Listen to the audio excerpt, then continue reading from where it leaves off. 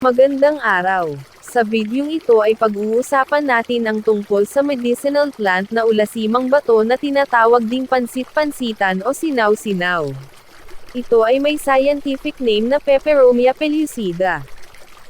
Sa mga pag-aaral, ito ay nakitaan ng mga sumusunod na katangian: analgesic, anti-inflammatory, antipyretic, antibacterial, antimicrobial, antifungal, anti-hypertensive, anti-diabetic, anti-moebic at marami pang iba na patuloy pang pinag-aaralan. Sa Pilipinas, ito ay inaprubahan ng DOH bilang isang herbal medicine plant para sa rheumatism at gout. Mga paraan ng paghahanda, decoction o pagpapakulo upang gawing herbal tea, maaaring gawing salad. Ang decoction o pagpapakulo ay isang paraan ng pagluluto o paghahanda ng inumin, partikular na ang mga herbal medicine.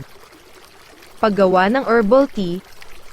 Una, kumuha ng 1.5 baso ng pansit-pansitan. Pangalawa, hugasang mabuti. Alisin ang ugat, ilagay sa lutuan at lagyan ng 2 basong tubig. Huwag itong takpan. Pangatlo, pakuluan ito sa mahinang apoy sa loob ng 10 minuto. Pagkatapos, ilipat ito sa tasa at maaari nang inumin sa katamtamang init, 3 beses sa isang araw. Paalala, gumamit palagi ng bagong halaman sa paggawa ng herbal tea, iwasan ang paggamit ulit ng mga pinakuluan na, dahil hihina ang bisa. Sa paggawa naman ng salad, ang mga sangkap ay katulad lang din ng paggawa ng pangkaraniwang salad.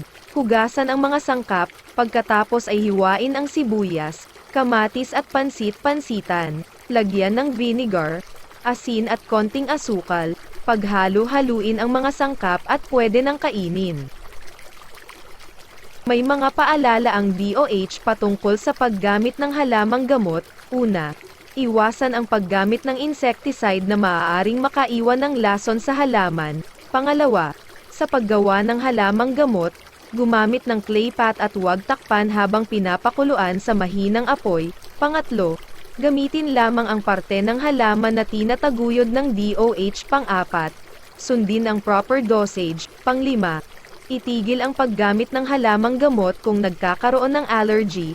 At pang-anim, kung hindi nalulunasan ng halamang gamot ang mga simptomas matapos ang 2 o 3 dosage, kumonsulta na sa doktor. Isa lamang ang ulasimang bato o pansit-pansitan sa marami pang halamang gamot sa ating kapaligiran. Sa susunod kong mga video ay muli tayong magtatalakay ng iba pang halamang gamot. Hanggang dito na muna. Huwag kalimutang i-follow ang aking account at channels, Modplayer PH.